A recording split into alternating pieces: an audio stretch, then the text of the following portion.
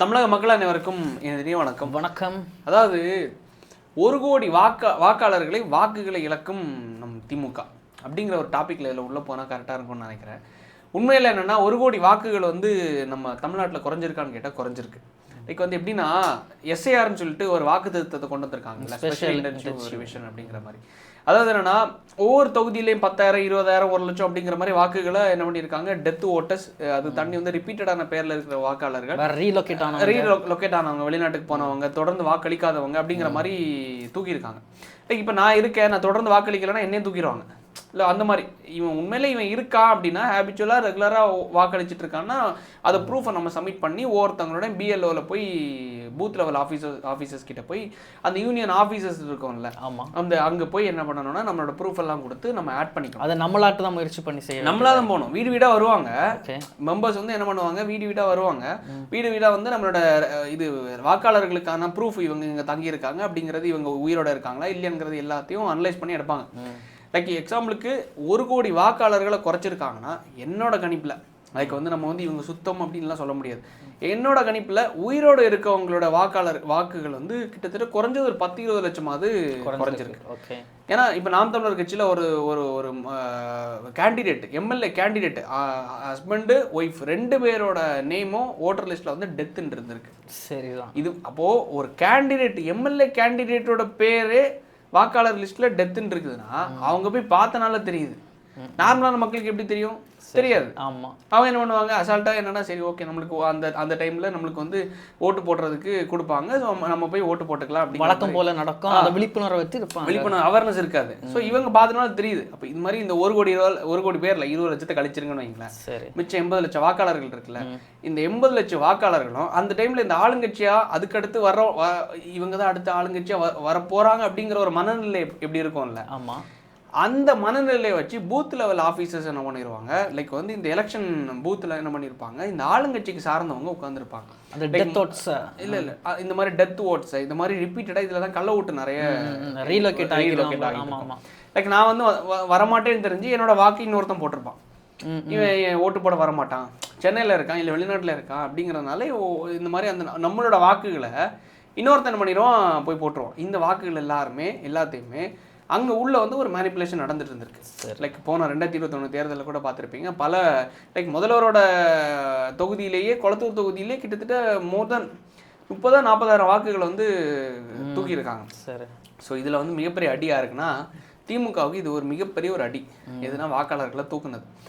ரெண்டாவது இன்னொரு விஷயம் என்னென்னா, மக்கள் அவேர்னஸாக போய் பார்த்துக்கணும். ஆன்லைன் வெப்சைட்ஸில் வந்து லாகின் பண்ணி நம்மளோட வாக்குகள் இருக்கா இல்லையாங்கிறத ஃபர்ஸ்ட் ஆஃப் ஆல் நீங்கள் வந்து உங்களோட பூத் லெவல் ஆஃபீஸர்ஸை அணுகிச்சு, ஏன்னா வர்ற ஜனவரி 18ஆம் தேதி வரைக்கும் நம்மளுக்கான டைம் கொடுத்துருக்காங்க. ஸோ அந்த 18ஆம் தேதிக்குள்ளே யாருக்கெல்லாம் பேர் வந்து வாக்காளர் லிஸ்ட்டில் இல்லையோ, ஓட்டர் லிஸ்ட்டில் இல்லையோ, நீங்கள் போய் சம்மந்தப்பட்ட அதிகாரிகள் பூத் லெவல் ஆஃபீஸர்ஸ் கிட்ட போய் அணுகி ஏற்றுறதும் ஏற்றாமல் இருக்கிறதும் உங்களோட விருப்பம். அப்போ தான் ஓட்டு போட முடியும்.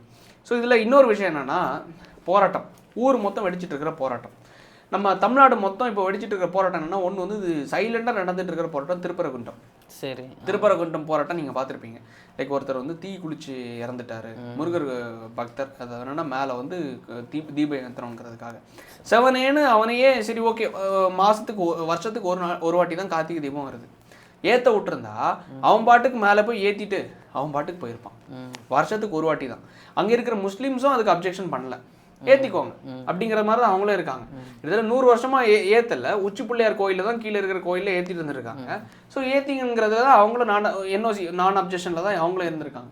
ஸோ இவங்க என்ன விட்டாங்க, திமுக அரசாங்கம் இதில் வந்து நம்ம இந்த இந்து ஓட்டு முக்கியம் இல்லை, நான் இந்த மைனாரிட்டி ஓட்டர்ஸ் தான் நமக்கு முக்கியம் அப்படிங்கிறதுக்காக இவங்க அதில் ஒரு கேம் பிளே பண்ணி ஏற்ற விடாம இவங்க தடுத்து நிறுத்திட்டாங்க. ஆமாம், வென் பக்தர்களே இதில் இன்வால்வ் ஆகிய நேரம் ஒரு பிரச்சனை இல்லை. எப்போ இந்த அரசியல் கட்சிகள் அவங்க மத அரசியலை செயல்பட தொடங்குகிறாங்களோ, அதில் அறுவடை பண்ண யோசிக்கிறாங்களோ, அப்போ தான் இந்த பெரிய பிரச்சனைகள் எல்லாம் வருது.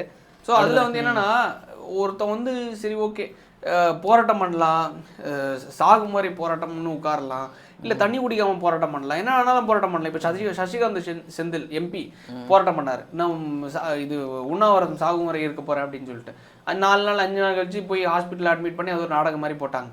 ஆனால் இங்கே ஒருத்தர் தீ குளிச்சு போராட்டம் பண்ணியிருக்காருன்னா உண்மையிலேயே அது வந்து ஒரு பக்தருக்கான ஒரு விஷயத்தை தான் வெளிப்படுத்தியிருக்காருன்னா நான் பார்க்குறேன். ஏன்னா என் உயிரை இந்த அளவுக்கு என் உடம்புல தீ வச்சு நான் அதை அணுவாக கஷ்டப்பட்டு சாகிறத நான் ஏற்றுக்க மாட்டேன். சரி ஓகே, தூக்கு போட்டு இல்லை வந்து விஷம் ஏதாவது குடிச்சு செத்துட்டாரு, முருக பக்தர் ஏதோ பேப்பரில் எழுதி வச்சுட்டு செத்துட்டாரு அப்படிங்கிறது ஓகே. ஆனால் தீக்குளிச்சு இறந்த ஒரு விஷயம் அந்தளவுக்கு ஒரு தாக்கமான ஒரு விஷயத்த இங்கே மீடியா என்ன பண்ணிட்டாங்க, அப்படி கம்ப்ளைண்ட் இது பண்ணிட்டாங்க. யாருக்கும் தெரில பெரிய பெரிய லெவலில். திருப்பரங்குன்றம்ல வந்து இந்த அளவுக்கு ஒருத்தர் தீக்குளிச்சு இறந்துருக்காரு அந்த மேலே இது பண்ணுறதுக்காக. இந்த பக்கம் கனிமொழி என்ன பண்ணிருக்காங்க, நீங்கள் வந்து அந்த இடத்துல வந்து தீபத்தூணில் வந்து அது தீபத்தூண் கிடையாது எல்லா தூணுங்கிற மாதிரி இவங்க காமெடி பண்ணிருக்காங்க. 2 சைட்லையும் இது தீபத்தூணா எல்லா தூணா, தீபத்தூணா எல்லா தூணா, என்ன தூணா வேணா இருக்கட்டும், எல்லா தூணா இருந்துட்டுச்சுன்னா இல்லாத பட்சத்தில் இவங்க அந்த இடத்துல தானே எங்களுக்கு தீபத்தை ஏற்றணும்னு இவங்க கோரிக்கை வைக்கிறாங்க. சரி எல்லா தூண்லையும் ஏற்றிட்டு போட்டுமே. ஆமாம், வாட் எவர் எல்லா தூணும் தீபத்தூணும் ஏத்திட்டு போட்டோம்ல. மலையோட பேரே திருப்பரங்குன்றம் தான். இது அவங்க அப்ஜெக்ட் பண்றதுல எப்படி என்ன ரைட்ஸ் இருக்குன்னு எனக்கு தெரியல. இவங்க போய் அதை பண்றது ஏன்னா வருஷத்துல ஒரே ஒரு நாள் ஒரே ஒரு வாட்டி கேட்குற ஒரு கோரிக்கை. அதுக்கு இழப்பீடு எவ்வளோன்னா ஒருத்தவங்களோட உயிர் இவ்வளோ நாள் போராட்டம், அது பேச்சு போறல. இப்போ வந்து இறந்தவங்களுக்கு நீங்க வந்து இழப்பீடு கொடுக்கணும்னு அங்க ஒரு போராட்டம் போயிட்டு இருக்கு. சரி, அது ஒரு பக்கமா. இன்னொரு பக்கம் ஜாக்டோ ஜியோ, அதாவது வந்து இந்த டீச்சர்ஸ் எல்லாம் இருக்காங்கல்ல, ஆமா, தொடர்ந்து போராட்டம். ஓபிஎஸ்ன்னு சொல்லுவாங்க, ஓல்டு பென்ஷன் ஸ்கீம். இந்த ஓல்டு பென்ஷன் ஸ்கீமை 2021 இவங்க என்ன பண்ணியிருக்காங்க, திமுக அரசாங்கம், நாங்கள் ஆட்சிக்கு வந்த உடனே இந்த ஓபிஎஸ் ஸ்கீம் ஓல்டு பென்ஷன் ஸ்கீமை வந்து நாங்கள் அமல்படுத்திடுவோம். அதாவது என்னன்னா, என்னோட சம்பளம் ஒரு 50,000 60,000 அவங்களுக்கு தெரியும். இந்த டீச்சர்ஸுக்கெல்லாம் இருக்கிற சேலரி 1 லட்ச ரூபா வரைக்கும் இருக்கும். இந்த 1 லட்ச ரூபா சேலரியிலேருந்து மாதம் பிடிப்பாங்க. லைக் வந்து ஐடியில் எல்லாம் வேலை பார்த்தா லைக் வந்து டிடிஎஸ் மாதிரி டிடெக்ட் பண்ணுவாங்க சேலரியிலேருந்து. 50,000 ஒருத்தனுக்கு சேலரினா 42,000 43,000 அக்கௌண்ட்டில் போய் கிரெடிட் ஆகும். மிச்சம் இருக்கிற 7-8,000 ரூபாய் வந்து டிடிஎஸில் போய் ஏறும். ஸோ என்ன ஆகும்னா அந்த அமௌண்ட் எப்படி ஏறி ஏறி ஏறி ஏறி ஏறி நம்ம லைக் வந்து ஒரு கட்டத்தில் ரிட்டையர்ட் ஆகிற டைம் ஒரு பெரும் தொகையை நம்ம எடுத்துக்கலாம், வட்டியோட சேர்த்து. ஆமாம், எடுத்துக்கலாம். ஸோ இந்த இடத்துல என்ன ஆகுதுன்னா, அரசு என்ன பண்ணுறாங்க, ஒரு தொகையை இவங்களோட சம்பளத்துலேருந்து தான் பிடிக்கிறாங்க. சம்பளத்துலேருந்து பிடிக்கிற அமௌண்ட்டை தான் கடைசியில் பென்ஷனாக நம்மளுக்கு கொடுக்குறாங்க. ஆமாம் ஆமாம், அந்த பென்ஷன் அமௌண்ட்டு தான் மாதம் நம்மளுக்கு கிடைக்குது. அந்த பென்ஷன் அமௌண்ட்டு இந்த அதாவது நான் வந்து கிட்டத்தட்ட 40 வருஷமாக வேலை பார்க்குறேன். 40 வருஷமாக என் சம்பளத்துலேருந்து பிடிச்ச காசை இன்னைக்கு எனக்கு வயசு என்ன, ஒரு 60 65 70 வயசில் நான் ரிட்டையர்ட் ஆகிறேன்னு வச்சுக்கோங்க. 65 வயசுன்னு வச்சுக்கோங்க. இந்த 65 வயசில் 2021 வருஷம் வருது. எனக்கு 65 வயசு 2021 ஆகுது, நல்லா புரிச்சுக்கோங்க. அப்போ 2021 திமுக அரசாங்கம் என்ன பண்ணிடுறாங்க, அந்த டைமில் தான் இந்த ஓல்டு பென்ஷன் ஸ்கீம் வந்து கேன்சல் ஆகுது. அப்போ இந்த ஓல்டு பென்ஷன் ஸ்கீமை நாங்கள் கொண்டு வருவோம், உங்களுக்காக அமல்படுத்துவோம் அப்படின்னு சொல்லிட்டு வாக்குறுதி கொடுக்குறாங்க 2021 வருஷத்தில். ஏன்னா நான் இத்தனை வருஷம் உழைச்ச காசுல இருந்து ஒரு பங்கு வந்து அரசாங்கம் எடுத்து வச்சிருக்காங்க. ஆமாம், அந்த பங்கு எனக்கு கொடுக்குறேன்னு சொல்லிட்டு ப்ராமிஸ் பண்ணது திமுக அரசாங்கம். கண்டிப்பாக நான் வந்ததுக்கு அப்புறமா அது வரல. 4.5 வருஷம் ஆயிடுச்சு, அமல்படுத்தல. போராட்டம் பண்ணிட்டே இருக்கும், எல்லாரும் சேர்ந்து போராட்டம் பண்றாங்க. ஆமா, இவங்க 2021 வாக்குறுதிகள் பல கொடுத்து ஒண்ணுமே செய்யாம இருக்காங்க. குறிப்பாக இந்த அரசு வேலையாட்கள் 16% தான் வாக்குறுதிகளை நிறைவேற்றி இருக்காங்க. அதுவும் இந்த பெண்களோட வாக்குகள் முக்கியம் அப்படின்னு சொல்லிட்டு இந்த 1000 ரூபாய் கொடுத்து கடன் வாங்கி, வெளிநாட்டுல இருந்து பேங்க்ல இருந்து கடன் வாங்கி இவங்களுக்கு மாசம் 1000 ரூபாய் கொடுத்துட்டு இருக்காங்க. அப்படி ஒரு தொகை தேவையா? அவங்க இனி வந்து அரசாங்கத்தை திவால் ஆக்கிட்டு அடுத்த பிரைவேட்டு கொடுத்துருவோன்னு கூட சொல்லுவாங்க. ஏன்னா ஆல்ரெடி இந்த அதுக்கு அடுத்து தான் வரேன். அதாவது என்னன்னா, இந்த ஒரு பக்கம் இந்த ஜாக்டோ ஜியோ அமைப்பினரோட போராட்டம். ஆமா, திமுக அரசாங்கம் இன்னைக்கு ஆட்சியில் உட்கார்றதுக்கான மிக முக்கிய காரணம் இந்த டீச்சர்ஸோட ஓட்டு, இந்த ஆசிரியர்களோட வாக்குகள், பிளஸ் வந்து நம்ம செவிலியர்கள். அதான் இந்த ஆசிரியர்கள் எல்லாருமே இவங்களுக்கு பேக் அடிச்சிடுறாங்க வைங்களேன். இந்த எலெக்ஷன்ல இவங்க வந்து இப்போ ஜனவரி 20ஆம் தேதி ஒரு கமிட்டி போட்டிருக்காங்க. அந்த 20ஆம் தேதி வர கமிட்டி வந்து இவங்க எல்லாரும் உட்காந்து பேச்சுவார்த்தை பண்ணுவோம். ஒவ்வொரு வாட்டியும் பல பேச்சுவார்த்தையை நடத்திட்டாங்க, எல்லாமே தோல்வி தான். திருப்பியும் பேச்சுவார்த்தை நடத்த போகிறோம் அப்படிங்கிறது. வாட் எவர் என்ன பேச்சுவார்த்தை வேணாலும் நடத்தட்டும். ஆனால் வந்து இவங்களுக்காக இது வரைக்கும் டில் டேட் வரைக்கும் எந்த கோரிக்கையும் அவங்களுக்கான கோரிக்கை இவங்க வச்ச வாக்குறுதியை வந்து நிறைவேற்றல திமுக அரசாங்கம். ஸோ அதுவே கிட்டத்தட்ட லட்சக்கணக்கான வாக்குகள் வந்து ஆசிரியர்களோட வாக்குகள் வந்து சரியா போகுது. யார்கிட்டதுன்னா திமுகவுக்கு அகேன்ஸ்டா. ஸோ டிஎம்கேவோட ஓட்டு போச்சா, ஆல்ரெடி அவங்களோட கள்ள ஓட்டு இருக்கிறதுல பல லட்சம் போயிடுச்சா. கண்டிப்பா. ஸோ அதை தாண்டி இப்போ செவிலியர்கள். ஆமாம், 2021 கொரோனா பீக்ல இருக்கு. கொரோனா அந்த பீரியட்ல தான் எலெக்ஷன் நடக்குது. அந்த எலெக்ஷன் நடந்த டைம்ல நம்மளுக்காக ஓடி ஓடி ஓடி ஓடி உழைச்சது யாருன்னா செவிலியர்கள், நர்சஸ். டாக்டர்ஸ்க்கும் ஒரு கிரெடிட்ஸ் இருக்குது, நர்சஸ்க்கும் ஒரு கிரெடிட்ஸ் இருக்குது. ஏன்னா வந்து அதை தாண்டி சானிடரி ஒர்க்கர்ஸ், தூய்மை பணியாளர்களுக்கும் மிகப்பெரிய பங்கு இருக்குது. ஆமாம், இங்கே எல்லாரும் கைவிட்டாங்க. என்ன பண்ணிடுறாங்க, செவிலியர்களுக்கு வந்து வெளியேருந்து அவுட் சோர்ஸ் பண்ணுறாங்க. அவுட் சோர்ஸ் பண்றது ரெகுலர் பே எல்லாம் கிடையாது, கன்சாலிடேட் பேங்கிற பேர்ல கான்ட்ராக்ட் ஒர்க்கர்ஸா உள்ள வராங்க. ஸோ என்ன பண்ணுறாங்க, ஆயிரக்கணக்கான நர்சஸ் வந்து ஹையர் பண்ணுறாங்க. ஹையர் பண்ணி அரசு மருத்துவமனைகளில் இவங்க எல்லாரையும் கான்ட்ராக்ட் ஒர்க்கர்ஸாக உட்கார வச்சுட்டு 2021 தேர்தலில் திமுக அரசாங்கம் என்ன பண்ணுறாங்க, வாக்குறுதி நாங்கள் மட்டும் ஆட்சிக்கு வந்துட்டோம்னா உங்க எல்லாரையும் பெர்மனன்ட் ஒர்க்கர்ஸாக உட்கார வச்சிடறோம். ஸோ டெம்பரரியாக வேலை பார்க்கும்போது எனக்கு ஒரு 40,000 சேலரி கிடைக்குதுன்னு வச்சுக்கோங்களேன் ஒரு உதாரணத்துக்கு. நான் பெர்மனன்ட் ஆகிட்டேன்னா எனக்கு வேலையும் உறுதியாயிரும், அந்த சம்பளம் எனக்கு எக்ஸ்ட்ரா எல்லா கவர்மெண்ட் நர்சஸும் வாங்குற சம்பளம் நான் வாங்கிட்டு போயிடுவேன். ஆனா உழைப்பு எல்லாருக்கும் ஒரே உழைப்பு ஈக்குவலா தான் இருக்கு. அவங்க சம்பளம் கூட 15,000 18,000 வரைக்கும் தான் கொடுக்குறாங்க. கன்சாலிடேட் என்னன்னா இதுதான் உங்க சம்பளம், இதுல இருந்து ஏறவே செய்யாது, அந்த மாதிரி ஒரு கான்ட்ராக்ட் பேசிஸ். கன்சாலிடேட்னாலே லைக் நான் வந்து 2021ல 20,000 வாங்குறேன்னா 2026லயும் 20,000 தான் வாங்குறேன். அது ஒரு கான்ட்ராக்ட்ல உள்ள இருக்கு. ஆனா அரசுல இருக்கிற அந்த நர்சஸ் எல்லாம் ஹெட் நர்ஸ் சீனியர் நர்ஸ் உள்ள போயிட்டு அவங்க சம்பளம் ஏறி அவங்கள போயிட்டே இருப்பாங்க. ஆனா அவங்களுக்கு வேலை தான் இவங்களும் பார்க்கணும். இவங்க என்ன பண்ணிடுறாங்க, நம்ம கிட்ட இருந்து வேலையை மட்டும் உறிஞ்சு வாங்கிடுறாங்க. நைட் டியூட்டி பகல் டியூட்டின்னு கஷ்டப்பட்டு நம்ம கொரோனா டைம்ல வேலை பார்த்தோம், அதுக்கடுத்து ஸ்டில் இப்போ வேலை பார்த்துட்டு இருக்கோம். ஆனா அவங்களுக்கான அங்கீகாரம் கிடைக்கல. திமுக அரசு என்ன பண்ணாங்க, உங்களுக்காக அங்கீகாரத்தை நாங்க என்ன எப்படியா கொடுப்போம்னா சம்பளத்தை ஏற்றி கொடுப்போம். கன்சாலிடேட் கான்ட்ராக்ட் ஒர்க்கர்ஸாக நீங்கள் இருக்கிறீங்கன்னா உங்களை வந்து பெர்மனன்ட் ஒர்க்கர்ஸாக மாத்திரம்னு சொல்லிட்டு பல வாக்குறுதிகளை அடிச்சு விட்டாங்க 2021. இப்போ வந்து அந்த துறையோட அமைச்சர் சுப்பிரமணியம் அவர்கள் என்ன சொல்லிட்டாரு தெரியுமா, உங்களை எல்லாம் பெர்மனன்ட் ஒர்க்கர்ஸ் ஆக்க முடியாதுமா, ஏன்னா ஆக்கிட்டோன்னா ஆக்குறதுக்கு எங்களுக்கு வந்து போதுமான ஸ்பேஸ் இல்லை, இடம் இல்லை. அப்போ அன்னைக்கே இடம் இல்லைன்னு தெரியும். ஆமாம், தெரியுது இல்லை. அப்போ எதுக்கு இந்த பொய்யான வாக்குறுதி? ஓட்டுகளே அல்ல. அவங்க அன்னைக்கே அவங்களோட வேலையை பார்த்து சரி அடுத்து எக்ஸாம் எழுதுவோமா, இல்லை ஏதாச்சும் கவர்மெண்ட் எக்ஸாம் எழுதி அரசு மருத்துவமனையில் சேருவோமா, இல்லை ஏதோ நல்ல ஹாஸ்பிட்டலில் போமா, இல்லை வெளிநாட்டுக்கு போனால் நர்ஸுகளுக்கு நல்ல சேலரி. ஆமாம், ஏன்னா அவங்க குடும்பத்தை பார்த்துக்கணும், அவங்களுக்கு வாழ்வியல் கரெக்டாக. இவனுங்களை நம்பி இவங்க இருந்து உட்காரும்போது அவங்க குடும்பம் தான் கஷ்டத்தில் மாட்டுது. ஏன்னா நம்ம 20,000 சம்பளத்துக்கு நம்ம வெளிநாட்டுக்கு போனால் 1 லட்சம் 2 லட்சம் சம்பளம் வாங்கிடுவோம். 3 லட்சம் 5 லட்சம்லாம் சம்பளம் வாங்குற நர்சஸ் இருக்காங்க வெளிநாட்டில். இங்கே நல்ல இன்னொரு எக்ஸாம் எழுதிட்டேன்னா மருத்துவமனையில் அரசு மருத்துவமனையில் பெர்மனன்ட் நர்ஸ் ஆகிருவேன்.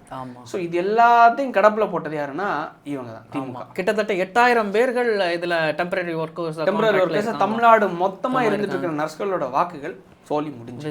அவங்க வேற இன்னொரு என்ன கோரிக்கை என்ன வச்சிருக்காங்கன்னா, இனி நீங்க இந்த கான்ட்ராக்ட் ஒர்க்கர்ஸ்னு ஒரு கான்செப்டே இங்கேருந்து டீத்ரோன் பண்ணிருங்க, ஏன்னா இது எல்லாருக்கும் பாதிப்பா அமையுது. அவங்களுக்கு சேலரியும் கூட போறது கிடையாது, ஜஸ்ட் கான்ட்ராக்ட் ஒர்க், இது நிரந்தரமும் கிடையாது. அதுதான் இப்ப இங்கேயும் பண்ணியிருக்காங்க தூய்மை பணியாளர்கள். புரியுது? அதாவது இவங்க என்ன பண்ணிருக்காங்க, போராட்டம் பண்ணதை எவ்வளோ ஒரு குரூவலாக பண்ணியிருக்காங்க பாருங்களேன். கிளாம்பாக்கம் பஸ் ஸ்டாண்டில் போராட்டம் பண்ணியிருக்காங்க. சரி, அவங்க அங்கேருந்து கூண்டோட இங்கே போராட்டம் பண்ணவங்கள கூண்டோட கிளாம்பாக்கத்தில் கொண்டு போய் விட்டுருக்காங்க. அங்கேருந்து அவங்க நடந்து போராட்டம் பண்ணி பக்கத்தில் இருக்கிற அந்த இன்னொரு ஸ்பேஸ் அந்த இடத்துக்கு நடந்து போய் போராட்டம் பண்ணியிருக்காங்க. இதெல்லாம் நேற்று நைட்டு நடந்தது.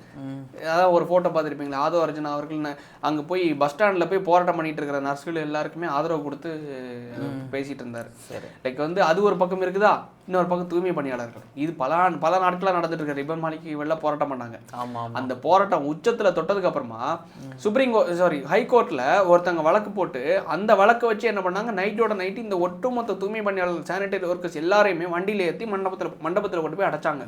இது வந்து தூய்மை பணியாளர்கள் போராட்டம் பண்றதுக்கான இடம் இல்லை அப்படின்னு சொல்லிட்டு திருப்பி என்ன பண்ணிட்டாங்க, அவங்களுக்கு இன்னொரு மாற்று இடம் போராட்டம் பண்றதுக்கு அனுமதி கொடுக்கணும்னு சொல்லிட்டு கோர்ட் வந்து ஆர்டர் கொடுக்குது. ஆனா அனுமதி கொடுக்கல. ஸ்டில் அவங்க வந்து போராட்டம் பண்ணிட்டு தான் இருக்காங்க. ஏற்றத்தாழ்வுகள் அங்க போய் நீங்க வந்து போராட்டம் பண்ணக்கூடாது, அது ஒரு ஏற்றத்தாழ்வு தான். அதுவும் ஏற்றத்தாழ்வு தான். அவங்கள வந்து இந்த சமுதாயத்து மக்கள்னு சொல்லிட்டு புறக்கணிக்கிறது.